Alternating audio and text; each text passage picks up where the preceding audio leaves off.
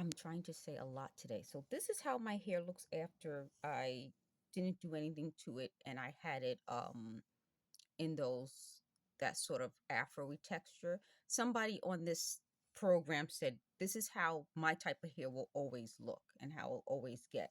So they said they hired someone who will know everything about my life or whatever. And they said this type of hair will always get like this.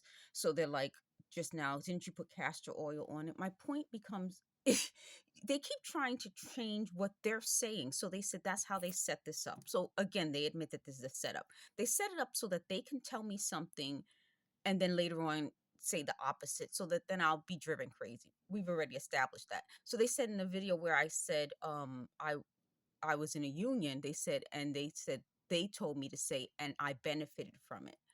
But I said in a previous video that I support unions, meaning they're just throwing stuff out there to confuse the conversation. They say anytime the college ex-boyfriend puts something in, it's boring. I think they're boring. They confuse the conversation. So what I want to do is I want to show you this that I'm going to work on, and then I will be able to tell you more about what they're talking about. So I saw a really amazing craft that someone took jar lids and he put it, I think it's a male, together and he made a case. So I'm working on a craft where I'm trying to make a case where the flower will pop out. Let me show you on camera what I'm talking about so that you guys can kind of get an idea. This is the only way I can work now without them coming up with stupid suggestions on what I should be doing.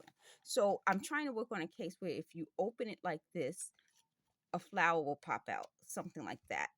So that's what the next craft I'm working on. But if I don't do it this way, they're going to just keep coming up with ideas, then they'll take credit for my idea.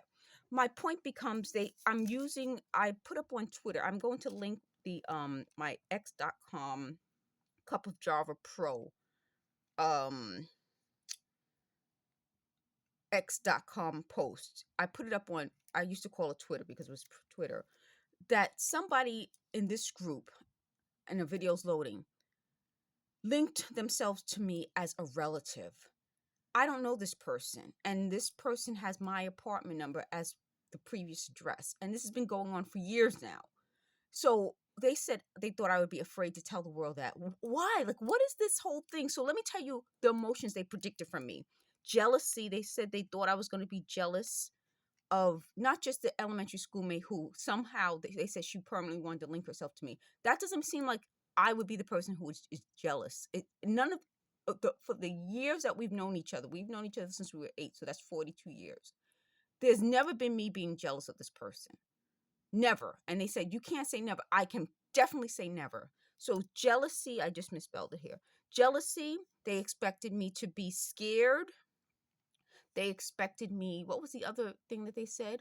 Oh, they said when I was waking up, they were saying that they had to get rid of the South Carolina crew, and they mentioned North Carolina. So now it's the Carolina crew, I'll call it. So they were talking about how they were bringing people from North Carolina up here.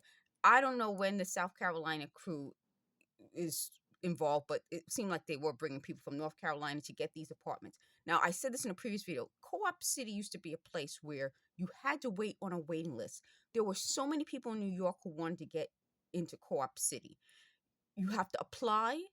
It's affordable middle class housing. So this is a best way if you come from the projects to come into an environment that's similar to the projects, but you actually own something. So why should they be allowing people to come from everywhere else in the world and jump ahead of New Yorkers who have been waiting for years? So uh, jealousy, no. I'm saying that is corruption. So I'm going to put that in this. That's corruption. Nobody should be allowed to do that. They said, oh, I'm going to talk about bringing prostitution and casinos to New York. That's the last thing New York needs. It's been hard enough in New York. They said exactly. It's been hard enough in New York as a native New Yorker to find housing. Now we're going to bring people and prostitution and casinos to New York. What about native New Yorkers? From the beginning of this, I've been talking about how this is about getting rid of longtime New Yorkers. And I said they wanted to get rid of the longtime residents in the Co-op City. This is about bringing in people who, and I'm telling you this for a fact, and they get jealous. They're the ones with the jealousy and fear. They get jealous of the fact that New York was built by New Yorkers. A lot of people, when I was growing up, were native New Yorkers. A lot of us were. Or we came here and we worked to build up New York. Why should we be pushed out of New York for people who didn't build up New York to bring in more crime and more uh, drugs and more prostitution? We don't want prostitution. It's been years. I'm a native New Yorker. I remember when 42nd Street, you couldn't even walk down 42nd Street. I walked down 42nd Street when I was in college. It was miserable. Okay? Let's stop lying. These people don't know. I know. I was here. You had to clean up prostitution in New York. You guys can search on the internet. We don't need a casino in Times Square with children and prostitution and drugs. No, we need to keep New York a place that's business, fashion, money, financial, and New York.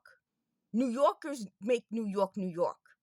We can't drive out native New Yorkers to bring in people from other places. I don't care what they think of me. Oh, that was the other thing. They said I would be the type of person. What is that what's the word for the type of person who cares about what other people think? I don't know.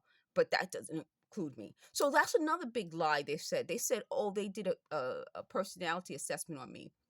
And they said, I cared about what other people think about me. That's a lie. We're talking, every time they keep referring to people, I feel like I should just keep directing you to the letters they wrote me and the emails and the text messages and the what you call it, thank you cards. These types of people wouldn't want me to be the type of person who cares about what other people think of me, because then they wouldn't latch on to me. Do you understand? Part of why they latch on to me, someone said I have a strong personality. Yes, and these people do not. Big deal. Okay, so let me go to their personality assessment. I'm going to go to an interpretation of the day. Let me pause this for one moment so I can write it down so I don't forget. Like in the middle of a video, I'll like say, oh, I forgot I have to end the video. Let me pause this. Okay, thank you for letting me pause this, because I wanted to talk about, they keep saying you're going to do a video about the car scam that was on television. So that's my interpretation of the day. They're slowly trying to move this into some sort of mind control. Instead of just yelling out things, they just said the word blurting. Yelling out things as I'm doing the video. They had wanted me to stop and keep talking directly to them, which you've seen me do naturally. But now they said I'm going to do a comment about the car video. I'm going to link the video they're talking about, because they keep saying it has a red car, and that proves that what we were talking about before as gangstalking victims is correct. So you see how they're slowly changing from their stance of being gangstalkers to becoming the gangstalking victim, which is what I'm talking about. To me, I interpret that they always play the victim, so they always switch. I have a strong personality, which is what they said. So they're slowly switching into impersonating me, which proves my point. I did a tweet about this, that they're impersonating me. So part of why they're upset about this is because it shows that this is how the scam was supposed to work. They said they call people pretending to be me. And when they got caught because they couldn't phrase things the way I would, or they said I have an accent, they said part of it was they don't consider me black, and which is why it goes back to how did my hair get like this and I didn't do anything to it, then it's castor oil. And it's always an excuse when it comes to them, but when it comes to me, there's no human aspect to me in their minds. So they said, so I'm saying they latch onto me because I do have a strong personality, probably stronger than their personality.